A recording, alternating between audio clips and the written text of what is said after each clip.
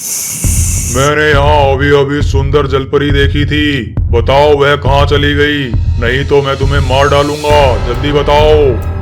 बहुत समय पहले की बात है। एक छोटे से जंगल में नागराज, शेर, चीता, भालू, गोरिल्ला और तालाब में कुछ जलपरियां भी आपस में खुशी से रहती थी और बाकी जीव जंतु खुशी से अपना जीवन यापन कर रहे थे। लेकिन उनके इस सुख भरे जीवन पर एक ग्रहण लगने वाला था। उस जंगल में पता नहीं कहां से एक राक्षस आ जाता है। राक्षस कहता है, हा हा हा हा, यह मैं कहाँ आ गया? मुझे तो बहुत जोर से भूख भी लगी है। चलो इस नदी में से मछलियाँ निकाल कर खा लेता हूँ। और वह बेचारी छोटी छोटी मछलियों को पकड़कर खाने लगता है। राक्षस कहता है, हा हा हा, क्या स्वादिष्ट मछलियाँ हैं। मेरा तो यहीं रहने का मन कर रहा है। पेट भर खाना भी मिलेगा और पेड़ के नीचे आराम भी कर लिया करूँगा। ऐसा कहकर वह वहीं रहने लग जाता है और एक एक करके जीव जंतु और मछलियों को पकड़कर खाने लगता है, जिससे पूरे जंगल में हाहाकार मच जाता है। जंगल में सभी के मुंह पर सिर्फ एक ही चर्चा थी। शेर कहता है, अरे भाई, सुना है जंगल में एक राक्षस आ गया है और वह तो किसी को नहीं छोड़ता। शेर, भालू सबको खा जाता है। भाई हम तो गुफा में ही रहेंगे जब तक यह राक्षस यहाँ से चला नहीं जाता। हाँ भाई हाँ, सही कहा। चलो चलो जल्दी से छुप जाते हैं। वहीं दूसरी तरफ जंगल के कुछ जीव जलपरी से राक्षस के बारे में बातें कर रहे होते हैं। तभी राक्षस उन्हें दूर से देख लेता है और कहता है, यह क्या हो रहा है? लगता है मीटिंग चल रही है। और यह क्या, इतनी सुंदर जलपरी तो मैंने पहले कभी नहीं देखी। इसे पकड़कर अपनी रानी बनाऊंगा।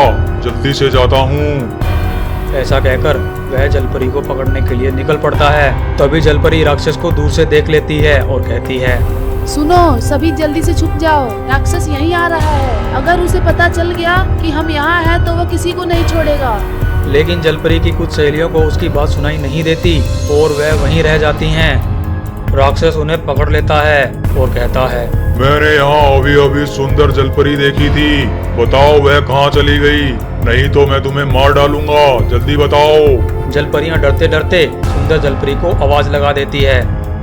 जलपरी वहाँ आ जाती है। तभी वहाँ नागराज भी पहुँच जाते हैं। राक्षस कहता है, तुम तो मुझे बहुत ही पसंद आ गई। अब तुम्हें मैं राक्षस लोक ले जाकर अपनी रानी बना लूंगा। तुम मेरे साथ अगर चल पड़ोगी तो मैं ये जंगल छोड़ दूंगा और जंगल के किसी भी जीव जंतु और जानवर को नहीं मारूंगा।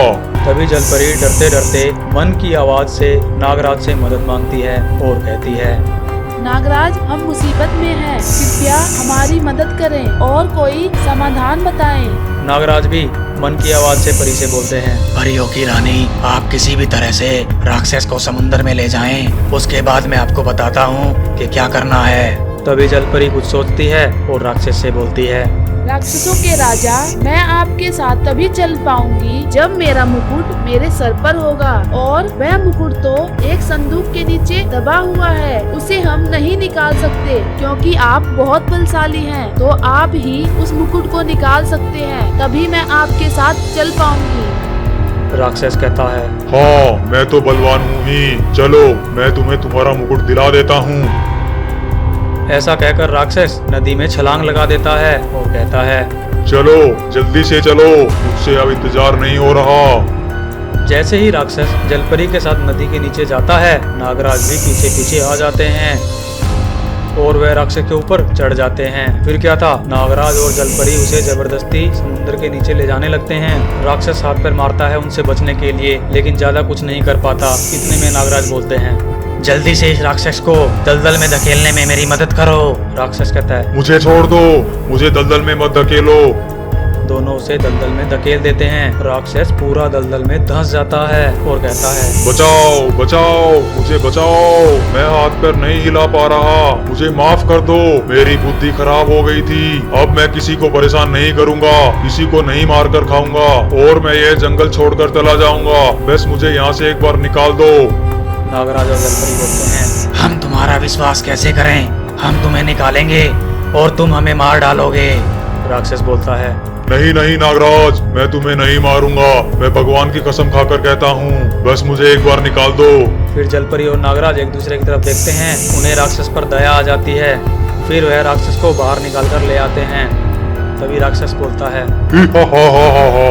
मैंने आप सभी का बहुत नुकसान किया है और आप लोगों को बहुत सताया है। इसके लिए मैं आपसे दिल से क्षमा मांगता हूँ और यहाँ दोबारा न आने की कसम खाता हूँ।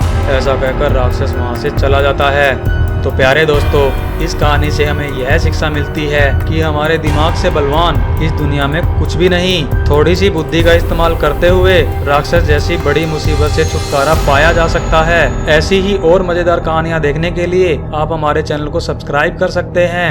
वीडियो पूरी देखने के लिए आपका बहुत बहुत धन्यवाद।